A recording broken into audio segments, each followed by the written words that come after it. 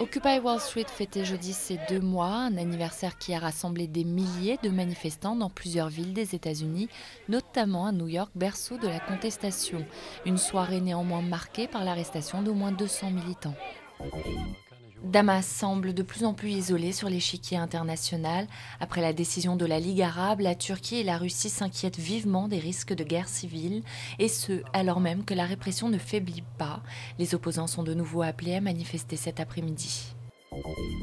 Pendant que Mario Monti présentait son programme d'austérité au Sénat, la rue criait, elle, son mécontentement. Environ 2000 étudiants protestaient contre les coupes budgétaires. Après avoir obtenu la confiance du Sénat, le nouveau gouvernement italien devrait remporter celle de l'Assemblée dans la journée. Il n'y a rien à dire. Les premières conséquences de l'accord entre le Parti socialiste et Europe Écologie se font sentir. Eva Joly reste silencieuse depuis plusieurs jours, mais son entourage se veut rassurant. La candidate n'avait cessé de marteler qu'il n'y aurait pas d'accord sans un engagement à arrêter le chantier de l'EPR à Flamanville, un engagement qui ne figure pas dans le texte validé.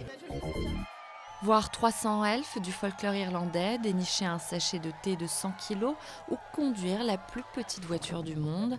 Autant de défis tentés par des amateurs pour la nouvelle édition du Guinness des records. Cette 4e journée annuelle est organisée au profit d'associations.